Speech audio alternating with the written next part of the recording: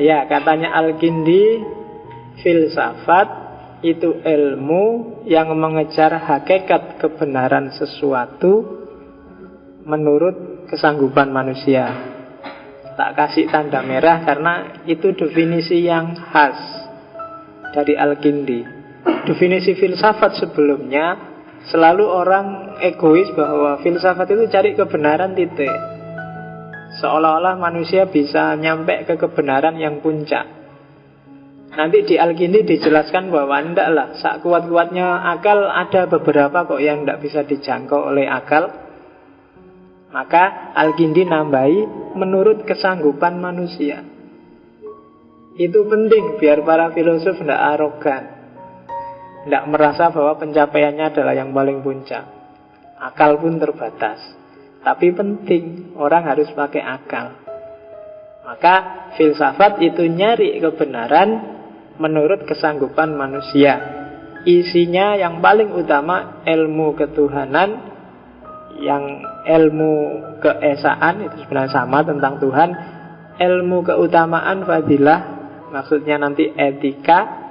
Dan ilmu tentang semua yang berguna dan cara memperolehnya, serta cara menjauhi perkara-perkara yang merugikan. Jadi ngomong tentang semua hal yang bermanfaat dan cara memperolehnya, juga semua hal yang merugikan dan cara menjauhinya. Itu semua filsafat. Jadi definisi ini ada bau praksisnya. Jadi filsafat itu tidak cuma mikir. Dan ini meloncat jauh. Kalau filsafat barat, orang sadar praksis itu sejak Karl Marx. Sebelumnya dianggapnya filsafat itu wacana-wacana akal. Tapi jauh sebelum Karl Marx, Al-Kindi sudah mendefinisikan filsafat dengan bau praksis. Makan abad 17. Sementara Al-Kindi abad 89, dia sudah ngomong praksis. Kata-kata menurut kesanggupan manusia, bahwa karena setiap manusia punya keterbatasan, setiap orang tergantung konteksnya, setiap orang punya kapasitas sendiri-sendiri, itu bagi saya jauh mendahului asumsi-asumsi berpikir orang hari ini yang disebut postmodern. Kesadaran tentang kapasitas manusia. Dan ini bagi saya canggihnya Al-Kindi. Jadi kita mengejar jauh-jauh Derrida, kita ngejar jauh-jauh Heidegger kemarin. Sebenarnya kalau diawali dari Al-Kindi kita sudah ketemu bahwa filsafat itu sebenarnya sesuai kapasitas manusia dan ada tidak cuma teori, dia juga berbau praksis. Seperti yang kedua itu, tujuan seorang filosof itu bersifat teoritis dan juga bersifat praksis, bersifat amalan.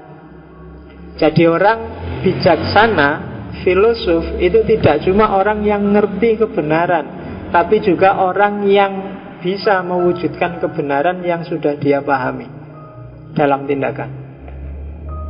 Nggak penting kamu ngerti mana baik buruk, tapi nggak bisa menjalankan.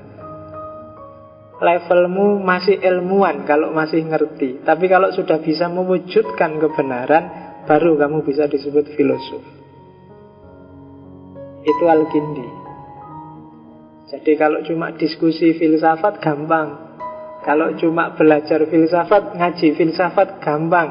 Yang berat itu setelah ngaji ini kamu bisa nggak mewujudkan kebenaran yang kamu temukan dari ngaji. Itu berat. Termasuk saya yang ngomong. Jadi ini usikum wa nafsi bitaqwallah ini kan berarti.